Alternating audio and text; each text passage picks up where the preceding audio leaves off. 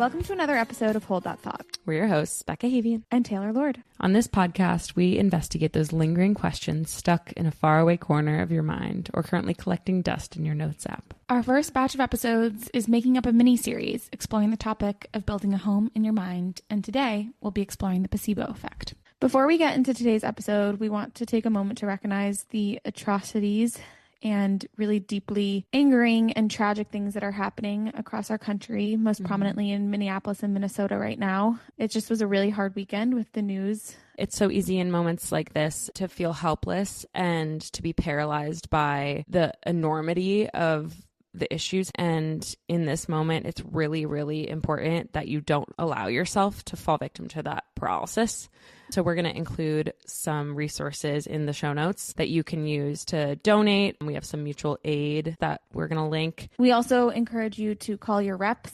5calls.org provides you a script to use to push them to defund ICE in the upcoming January 30th vote on the fiscal budget, which is going to be a big push here for us to make our voices heard. We'll get into the episode in a minute, but first, T and I are not together right now. You look really cute. Thank you. I feel not cute. But for the first time ever, I'm seeing Becky with these big headphones and a microphone on the other end of a screen. This is the first time we're doing a virtual recording.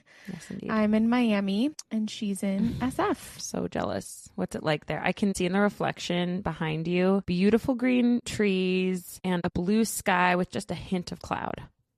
That's so beautifully. Thank you. You have an eye of an artist. Just have an eye. Miami is really hot and really beautiful. And it honestly does, though, feel like when you walk outside, you're walking through a wet washcloth. Oh, God. It's true. It's so humid. Yuck. I wilt like a flower in the humidity. Yeah, I guess you're kind of used to that as an East Coaster. Your summers are a little that way, right? Not like this. Not like Florida. This is swampy air. Swampy air. And I'm here for Luisa's sister's wedding, which is really exciting. So it's exciting. Next Saturday. So by the time we send out this episode, it'll be the following day. And then I'll have lots to say about it next week. We've been spending a lot of good time with his family. And I'm dying for you to tell the listeners, if you feel comfortable, about what you shared with me, the Spanish mishap with Tati. Yeah. So here's what I will say is that I speak Spanish, good Spanish. Fluently. I still make a ton of funny errors. Not a ton. I make every trip with Luis's family where we speak Spanish together. I make one or two really all-star hilarious errors. Foot and mouth errors. And this week so far, we've been together 3 days and I've already had my first all-star.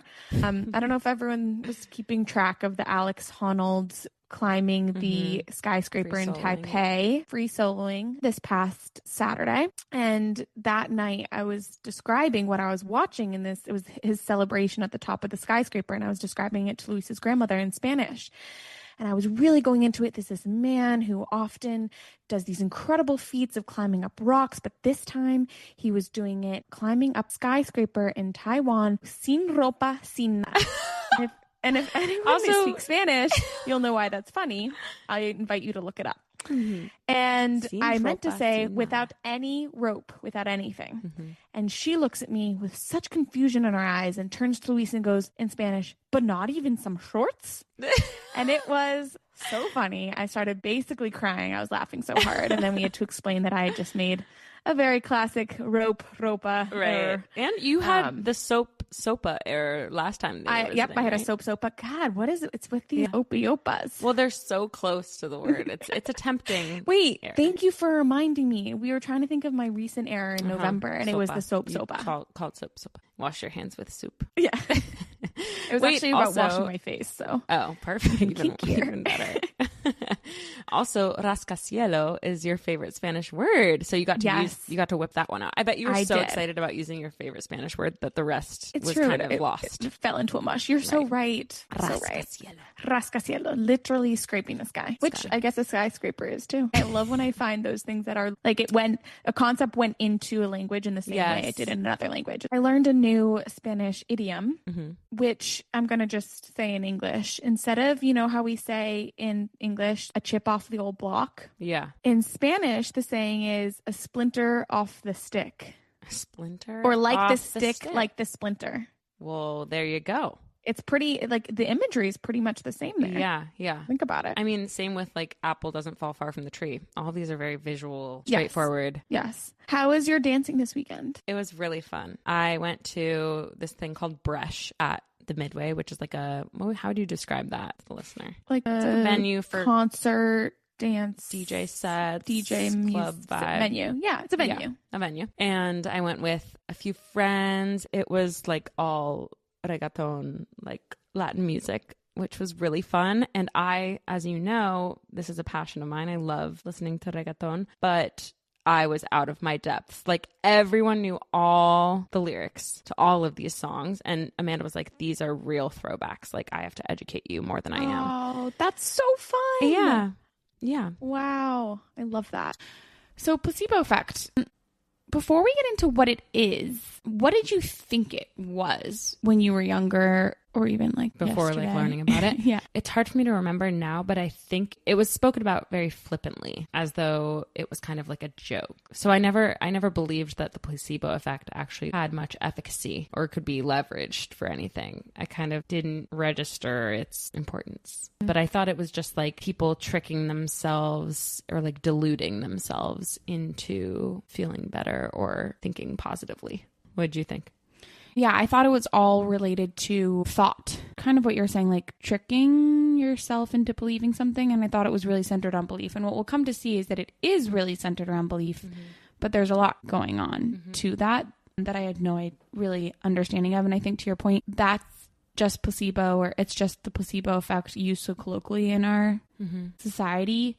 It's used in a negative connotation almost. Not in a way that people don't want to admit to it, but just in a way that like I almost in my head thought it meant something wasn't as real. Yeah. It was compared to like the placebo effect means that something isn't as real as it could otherwise be. But if you go to the definition of what placebo effect is, we're going to define placebo here as an inactive substance that looks like the drug or treatment that's being tested in a clinical trial or a control group. And when a control group or individual is given this placebo, the placebo effect is when that person or individual experiences a beneficial health outcome resulting from their own anticipation that the intervention is going to help them, even though it has no active ingredients associated with it. When we started to decide what we wanted as a part of this initial mini series of building a home in your mind, I brought up the topic of placebo effect because it was something I learned about in a program I took on integrative health coaching from the Institute for Integrative Nutrition alongside my master's in applied psychology. The reason I enrolled in that program was because at the time I had been diagnosed with PCOS and had different influences in my life that kind of guided me towards a more holistic approach to confronting my symptoms. And I found IIN and felt that it would be the perfect supplementation to the more conventional approach I was getting from my graduate program. And one of our guest lecturers was this woman, Dr. Lissa Rankin, who I'll talk about more in this episode. But she was Western medically trained, and her father was also a Western medically trained physician, meaning they both went to med school. And throughout her training, she said in back rooms of hospitals or clinics, there would be whispers of these spontaneous remissions, or in other words, examples of spontaneous healing that couldn't be attributed to a medical intervention. She said doctors would kind of whisper about these things and not grant them their full credence, but acknowledge how bizarre the healing was in light of a lack of intervention. And so she started to collate this data on spontaneous remissions and found thousands of peer-reviewed, double-blind studies that acknowledge the presence of spontaneous remissions, and those inherently leverage the placebo effect, she said. And so she started to do her own research on the placebo effect. During her guest lecture, the piece that really gripped me was when she talked about the story of the people of Roseto, Pennsylvania. So in Roseto, this was in the 1950s, there was a group of Italian immigrants, and almost the entire town was made up of this immigrant community. And there was a cardiologist who visited, and he sat next to, I guess, the local doctor at the bar. This is part of the anecdote she used to described the study. The local doctor said that the people of Roseto never get heart disease or regular illnesses of the people in the surrounding communities, that they're all pretty much dying of old age. And the cardiologist who was coming through the town was like, that is so bizarre. I wonder what that's related to. The cardiologist who was so curious about this phenomenon that he put together a group of researchers. I can't remember where he was a professor, but at some university. And they started to study the people of Roseto to understand why they had half the rate of heart disease compared to surrounding communities. Initially, they hypothesized that it had to be related to diet or lifestyle. But then when they investigated the diets and lifestyle of the community members, they were all eating meatballs fried in lard, pasta, pizza, wine. These people were smokers. They weren't super active. So they ruled out diet and lifestyle. Then they thought it might be related to DNA, and they looked at other immigrants from the same place in Italy, the place of origin, and they didn't have those same healthy outcomes. They concluded the people of Roseto had half the rate of heart disease because nobody was ever lonely. Wow. And that sounds like the perfect, tying of a bow at the end of the story, but it's really more complex than that. They lived in multi-generational homes. They worked hard, but after work stopped, they would stop by each other's homes. They would gather together for big meals and community festivities. They went to the same church. No one was on welfare because everyone would help their neighbors out. Yeah. They asked neighbors to pitch in for childcare and watch their kids when they needed them to. So the loneliness that comes with everyday life leaves people feeling really overwhelmed and puts the nervous system, he concluded, into stress response. Walter Cannon, who was a Harvard psychologist, coined the term fight or flight, which is when your sympathetic nervous system is activated, and that is very taxing to the heart. So that was what was concluded as the cause of the reduction in heart disease. And self-healing mechanisms of the body only function when the nervous system is in its relaxation response, which is also known as the parasympathetic response or parasympathetic nervous system. So even though they're eating meatballs fried in lard, they're experiencing less overwhelm and stress response and can activate that healing mechanism of the body. And they're what's called primary food, or at least it was in my IIN program. Primary food is like the day-to-day things other than actual literal food that feed your soul and contribute to a reduction in sympathetic nervous system activation. And so their primary food was robust in this community, and that helped protect them against disease. The fact that you just brought up the body's self-healing mechanisms is, I think, something that we're going to come to. And you said this was taking place in the 1950s, and that's kind of just when this concept of placebo, people reporting real relief from symptoms, even though they have not taken any sort of medicine or intervention that from a medical standpoint would have given them that relief. Really started to come into the Western world early 20th century, and then kind of catapulted into it right after World War II, when doctors on the field didn't have any pain relief. None. Well, they did, but they were running out. They didn't have the amount needed limited. For the amount of soldiers that were gravely injured, and they would pretend to give the medicine. And they were shocked by the relief that these injured soldiers would feel in the field. That caused this anesthesiologist who came back from World War II to publish a paper that really kickstarted further scientific and clinical research into the placebo effect. So that story that you just told is kind of, that first clinical paper was really in the 1950s, and that story is really coming pre any of the Western medicine and research giving a lot of attention to this placebo effect, which I love. It was one of the seminal papers. I do just want to speak a little bit on research in the past 20 years from Dr. Ted Kupchak.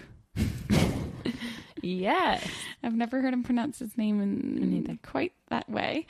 He has done some of the seminal research in the U.S. in the past 20 years. I think a lot of what the latest research over the past 20 to 30 years has really been focused on is trying to understand the neurobiological or what's happening inside your brain.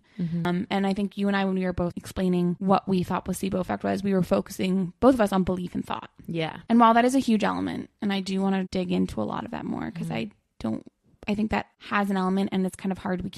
Well, it's inextricably linked. I think it leads to the physiological response. Love that. I think that's so well said. And the belief is being like this, I'm getting a medicine that is going to help me. Right. So you establish that belief in your mind. What's happening at a neurobiological level is that your body is releasing some of the same neurotransmitters like dopamine, for example, that is often stimulated or quote unquote hijacked by pain medicine. For example, let's take pain treatment right now. So they did a research study where they gave people a sugar pill And then they gave people naloxone, like an anti-opioid that you give when someone's overdosed. They gave that to people right afterwards.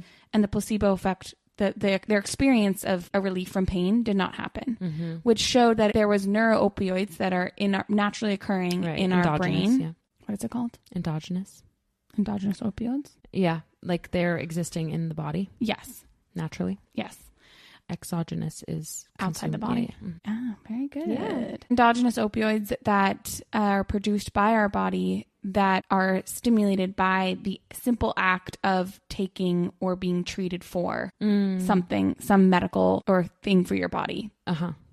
Which is so cool. So cool. I think the way that he refers to it in his TED Talk is like the body's pharmacy or something. Yeah, your body has this brain circuitry and pharmacy built in place that is there to heal itself. Right. In right given the right context. Something Dr. Rankin said in her lecture was, if you are able to, and not everyone has choice in their healthcare, but if you are able to be discerning with the practitioners that you select, that can greatly influence your health outcomes, because someone who instills in you positive belief and is soothing to your parasympathetic nervous system, you are literally more likely to heal in their presence than you are in the presence of someone with a negative outlook. And that's called the nocebo effect. That layers in this concept of, it's not just the intervention or the therapy. Right. It is tied with the ritual and the human interaction and care that comes with it that can greatly augment. I love that you said ritual. Yeah. So Ted Kapchuk talks a lot about the fact that placebo is not just the fake sugar pill or the quote unquote sham treatment. It is everything that goes around with it. Right. And he uses the word ritual first to really talk about the concept. And I think it's not just the ritual. You can have a ritual of a doctor just putting a needle in your arm, but it's layering on top of that the concept of care, like spending time with this person to understand what you're going through. Do you feel like they've tried to get to the bottom of what you are experiencing and how this intervention is going to help you? And that in studies that they've done with 3 different trial arms, one with just the sugar pill, one with nothing, so time, and one with the sugar pill plus compassionate care and conscientious care. The patients experiencing the sugar pill with conscientious care performed 20% better than patients just getting the sugar pill, which shows that this layering on of care is massive. What made you excited about the word ritual? Well, it's interesting. I think I was initially excited about your use of the word ritual because I was like, it's nice to be able to view healthcare as, I don't know. I think I know where you're going. We're so separated from the concept of administering and receiving health as part of like an interpersonal, quote unquote, like almost an exchange or a ritual. Yeah, it feels, partnership. Yeah, it feels very transactional. The concept of a ritual implies almost there's like a spiritual element to it. When I think of the word ritual, to me is automatically imbued with trying to add some higher meaning. And I'm constantly forgetting that administering health to someone should be. Yeah. And receiving health from someone. Health, that's such a good way to say that. You're like imbuing your practice with intention for healing. Yeah. As we're talking about all this, I'm thinking of my friend who's in residency right now who talks about her crazy schedule. And we have a system that does not allow for those moments of intention. It doesn't incentivize them, I should say. And so I don't know that we're going to arrive to some like systemic solution here. It's a complicated issue. I mean, the average primary care visit in the US is 18 minutes. And that's your annual primary care visit. That feels long to you? I mean, in terms of what I've heard. Care. In terms of what I've heard, I think it's shorter. I mean, definitely like if you're in a hospital and a doctor is doing rounds, that's going to be like 2 minutes. Yeah. Perhaps this could be introduced on an even more micro scale. I know Dr. Lissa Rankin actually runs trainings for practitioners on how within the confines of the system to express yourself with a more gentle, soothing energy that then supports your patient's healing. I referred to the nocebo effect a little bit earlier, but on the flip side, Dr. Rankin presents data suggesting that negative health beliefs pose an impediment to healing. Dr. Herbert Benson was a Harvard professor, and he was also the president of the Mind Body Institute in Boston. He was quoted saying, "Surgeons are wary of people who are convinced that they will die. There are examples of studies done on people undergoing surgery who almost want to die to recontact a loved one. close to 100% of people under those circumstances die. And Dr. Rankin notes that scientists believe the nocebo effect is caused primarily by activation of the same stress response that the placebo effect relieves. In this event, a hormone cascade is triggered by a thought or emotion in the mind, such as fear. The hypothalamic pituitary adrenal, HPA axis, activates, thereby stimulating the sympathetic nervous system to race into overdrive, pumping up the body's cortisol and adrenaline levels. Which gets us back to your original study, which is the healing that was, the community created a healing environment by lowering the parasympathetic, the sympathetic response. Yes. And she talks about how practitioners can engage in medical hexing. She says, when we pronounce that clients have chronic, incurable, or terminal illnesses, we may be programming their subconscious minds with negative beliefs and activating stress responses that do more harm than good. Now, I want to say it's not that, and I don't think she would ever suggest not to use the terms chronic, or I don't know, maybe she would. In my mind, it verges on malpractice, I think, to ignore the fact that you have to be honest. You have to be honest. And I do think it's a tricky line that you have to walk as a practitioner, or even just someone, a family member, supporting someone with what has been diagnosed as a chronic illness. Like, you don't want them to blindly have hope that everything could resolve.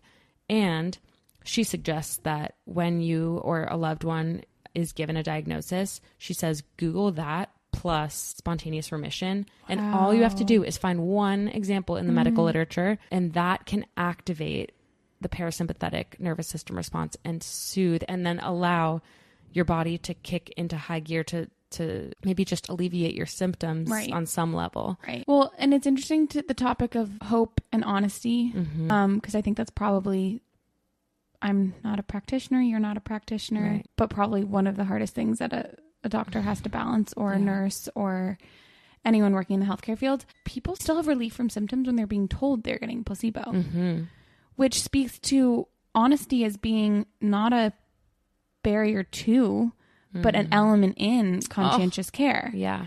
And obviously, we're not talking about miracles, but there's an element of symptom relief that I think is really powerful. And that empowerment. Symptom relief, powerful, and empowers, and probably a snowball effect a little bit in terms of like feeling, if you get a little bit relief, then how much more does that help you continue to feel better? It's a positive feedback loop.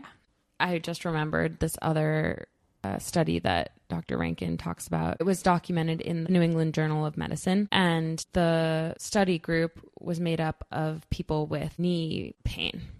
And all of these people were told that, I mean, it should also be named that whenever you're going into a study like this, you are informed if placebo is possibly administered, or if you are not going to receive the quote unquote treatment.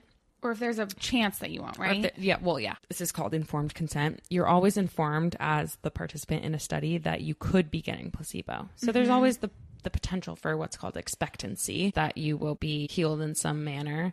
And there's always the possibility that you will be getting placebo. Now, the kneecap study, there was a group of people with knee pain, and half of them underwent surgery. And in the surgery, there were 3 incisions made to the knee. And they were actually, the patients were watching a video of the surgery occurring. All the sounds were there, etc. But they couldn't physically see it because there was a barrier. Right. In the placebo group, 3 incisions, the same 3 incisions were made. Yeah. And they were shown a video, which they didn't know was a pre-recording of that surgery, just not on them. The same sounds were present. And in both cases, they were sewn up and told, you're good to go. We fixed the issue. And the placebo group had a higher rate of symptom relief than the control group, which was the one that actually received the surgery. That is incredibly crazy. Like a literal surgery where you're opening someone up, doing nothing, and then closing them up. Yeah. The relief and expectancy, you have expectancy when you go into a setting like that, that you will get better, that things have been done that facilitate your healing. And you have someone in a white lab coat. I think it's helpful to give Lissa Rankin's definition of placebo effect. She said, I defined the placebo effect in her book, as a combination of positive belief and nurturing care of someone in a position of authority who we have been conditioned to respond to with better health. The expertise that you designate someone in a white lab coat, if they say you're good to go, the surgery was successful, it's so interesting. Like your brain's expectation that follows. The relaxation that follows that. I mean, our brains are anticipation machines.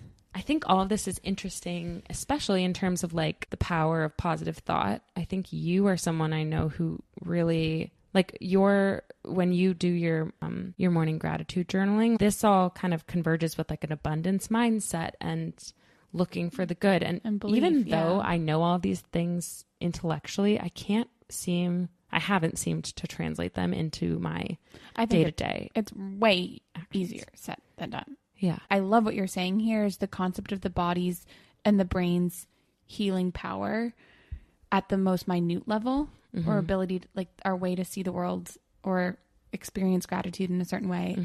And it's a muscle and a practice. I think this is why the placebo effect and studies on the placebo effect are so remarkable. When we're talking about someone entering a medical setting to receive an intervention, that's such a out of routine moment that our body is able to like set up all of its expectation in a way that would facilitate something like the placebo effect occurring. It's in acute settings, in extreme situations, and showing the power at the most extreme level that is allowing us to devote research dollars to it and to spend time hypothesizing and trying to understand exactly what's happening. And that gets to kind of what you're saying. Like, if we can harness exactly what's happening or better substantiate or believe in this stuff, how much is that going to help people trickle this down to the everyday things? Right. That's so interesting. I mean, it could go that direction, or I feel like I hear a lot about the power of positive belief. People are speaking that or speaking to that a lot. And maybe it's bi-directional. Yeah, I like that.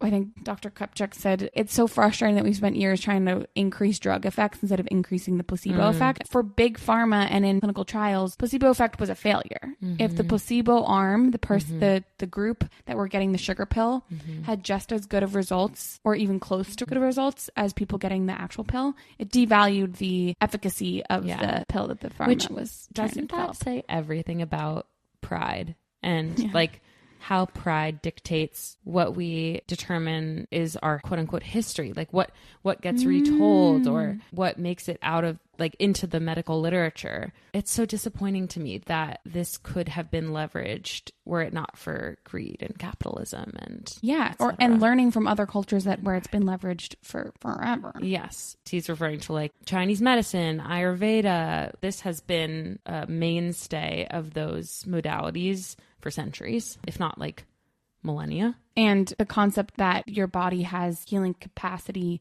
when it's in the right zone to be able to access those healing elements, I think is something that Western medicine has never given historically due thought to. I definitely agree that is lacking in the way we think about and talk about medicine and disease and health. Yeah. And so how is that going to continue to be layered into our understanding? Right. Something I before we kind of close this out, I just want to make sure that people don't walk away from this feeling like either extreme. We're trying to acknowledge the nuance and complexity here.